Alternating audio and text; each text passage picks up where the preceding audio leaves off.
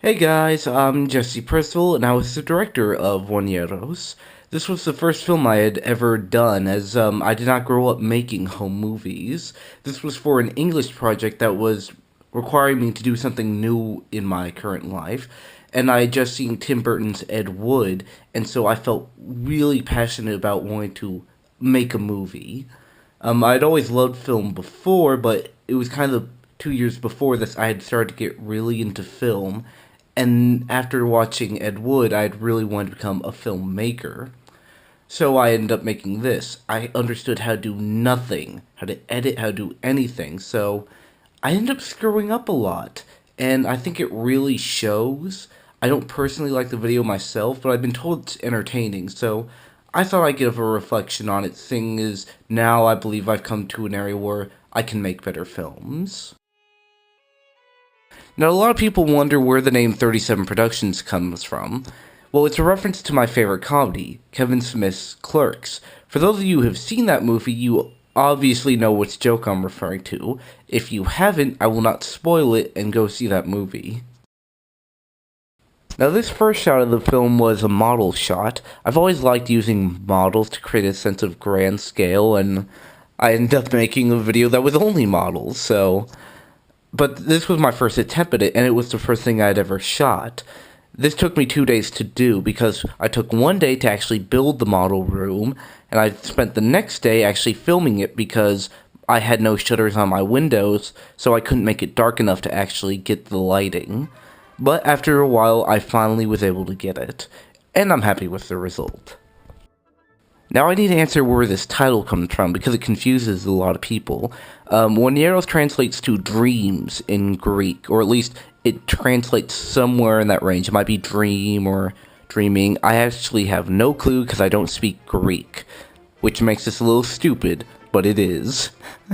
We grabbed a thesaurus to try and find a creative title, so we just looked up synonyms of dream, and this was picked out by my producer, Brendan, and we didn't want to use Morpheus because we kept thinking of the Matrix, so we ended up picking this one.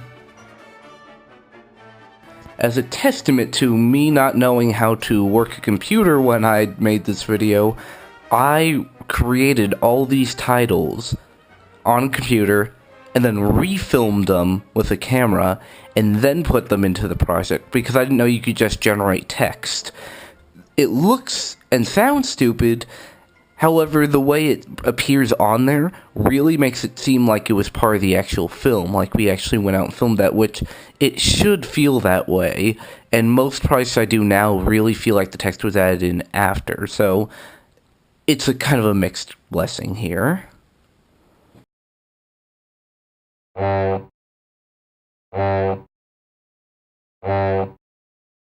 Okay, this is my bedroom from when I lived in Spain, where this was filmed, and I didn't have a cameraman with me at this time, so I just really hoped every time I was somehow in the frame. It was just kind of pure luck. Sometimes I'm actually not, so obviously it doesn't always work.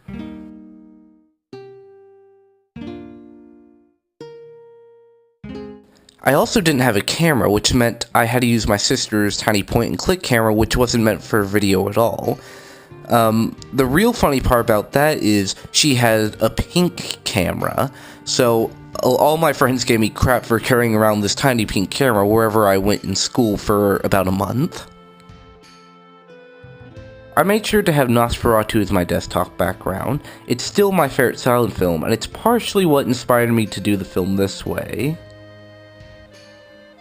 I figured since I was starting, I might as well start at the beginning of film itself, you know, silent films. This also helped because I had no sound equipment. Now I used 2 alarm clocks here. One is my actual alarm clock I use, the other was one we couldn't use because of the power change in Europe. What I wanted to do was I wanted to use my old one so I could then destroy it on camera. My real issue was that I plugged it in forgetting the reason why we couldn't use it, and it exploded. It actually started to fume. And so I couldn't use that anymore. So what I did was I just opened up the top and used it as a cutaway shot to show the destruction, and hope not many people saw it. which is kind of pointless now because I just told you that.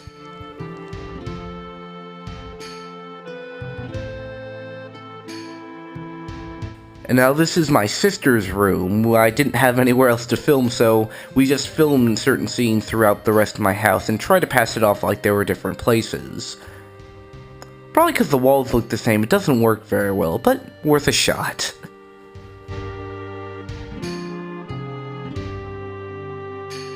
My personal favorite shot of the film is coming up. When editing, I just randomly put the music I had over each scene. It doesn't always match, however, it would sync up with certain actions. Most notably, it would always like to sync up with my cat, and here's probably the best example of that happening.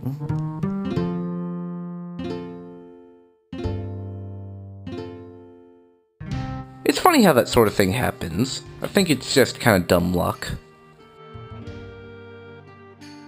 Now, getting my cat to bite me was the easiest thing to do in this entire film, because if you hold my cat up for 10 seconds, he'll bite you anyway, and he still persists to do this. I love how much blood a little cat bite like that can get ya.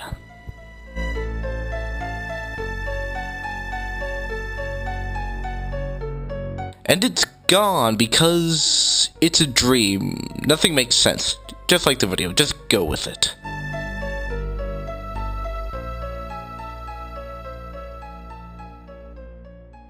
Okay, now this is my little sister Gwen. This is without a doubt the most takes I've ever had to do on any video. I have around 40 different takes still of her just standing there. No matter how often I shot it, either the lighting went off, it went out of focus, I couldn't get the right framing, or she just wouldn't act the way I wanted her to, or the cat would run off. Something always went wrong, so I still have all the takes from this.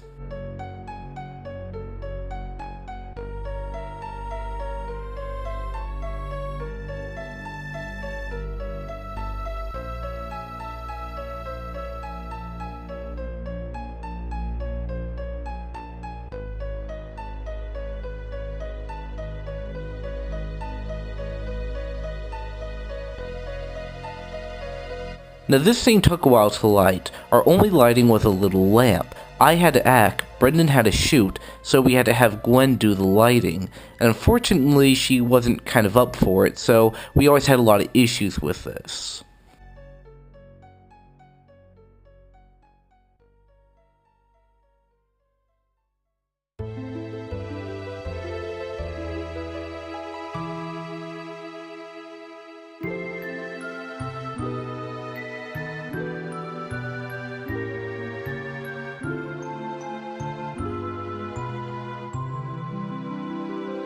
I feel bad for Brendan. He was the cameraman at the time in this scene, and that closet that he's in is very tiny, and so whenever I'd get shoved in, it would get really cramped. Turned out well, though. Okay, now this location's about a mile outside of my town. Me and Brendan hiked out there on the bike trail and found some random places to shoot. We found a lot of fantastic places that would have made amazing set pieces.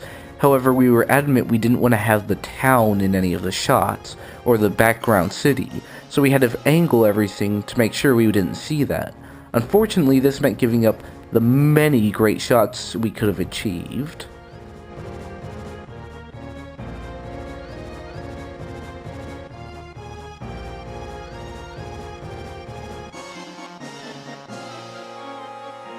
The hobo in the tree is my good friend Brendan, and he was the co-founder of 37 Productions. He acted as cameraman and my producer on this film, and sometimes helped me write it.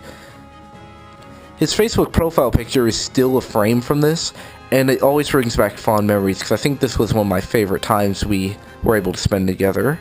We had a blast filming out here.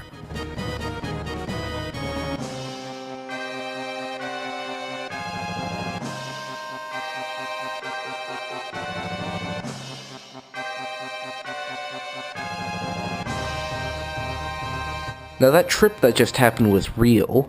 Brendan meant to trip on purpose, however what he did was when he was running he actually started to trip on his own. And this is a common thing with all my productions, because this just happened on the fake trailer with my friend Russell. is whenever they try and fake trip, they end up tripping for real. In fact, I did that on one of the deleted scenes of this video.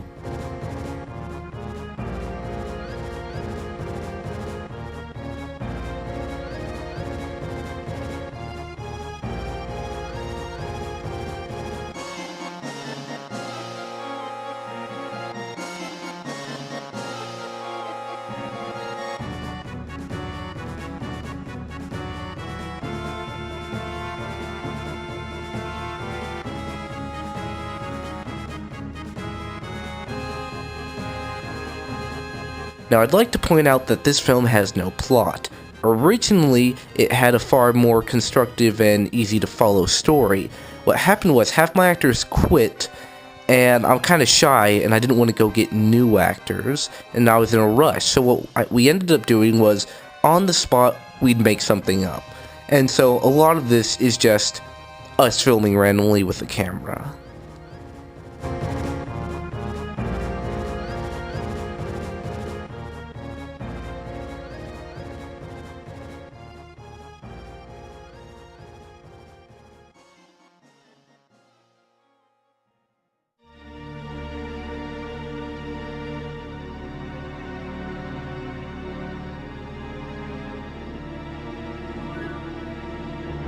This is my school's bathroom.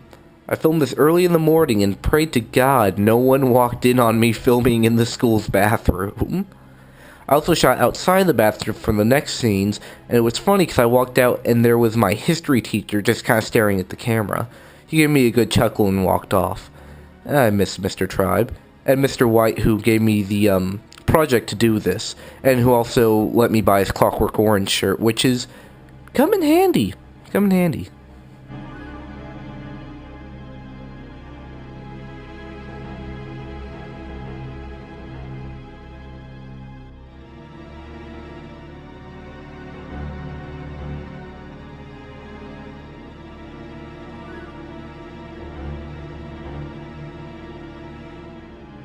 These scenes were shot during lunch over the period of a week. These have some of the best outtakes I've ever had. My friend Anton here is one of the funniest people I've ever known. However, that means he couldn't do anything straight. This is why he always has a smile on his face whenever you see him when he's not supposed to. No matter what I did, I could not get him to act. It gave me a good time, and I have some wonderful outtakes of this. However, it makes it a little hard for the film.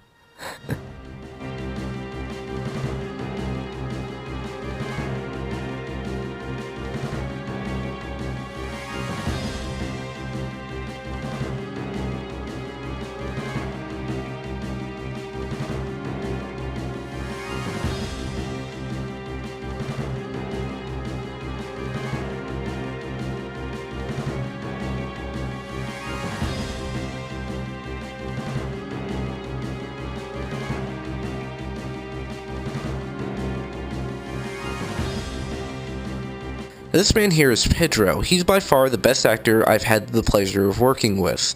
He has 2 competitors for that title, but rewatching this, I realized how great he was. He did everything I wanted him to do, he did it whenever I said, and he also got the perfect look down that I wanted these characters to have. He just did it exactly how I imagined it, and so, he's the only person to ever do that.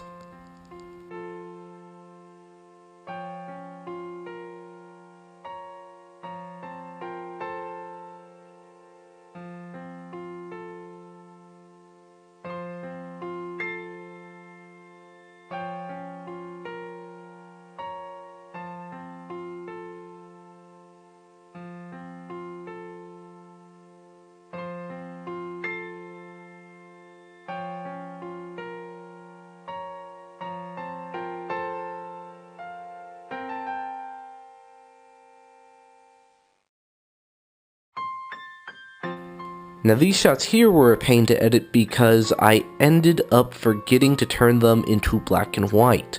So I made the entire video, exported it, and ended up with these 3 shots in color. Which meant, and I deleted the old files, which meant I had to go back and just change the entire thing black and white again, re-export it, and then I had to pull it back again so I can change it again for the other effect. So this took me a lot longer because I forgot to edit these 3 shots. It may not be quite obvious, but I'm supposed to be hitting my head against that locker to bring myself back to consciousness. And now here we are, back at square one. But as shown in a minute, no, we are not, because my clock is still intact, which means I have either not come out of the dream yet, or I time traveled. This means I'm not only ripping off Paprika and Inception, I'm also ripping off Back to the Future. I never said I was original. Well, that is Oneiros. I think it's okay for a few shots because I do like the camera work on a lot of these moments, and some of the lighting on it's good. However, overall, I think the fact that there is no story has always bugged me.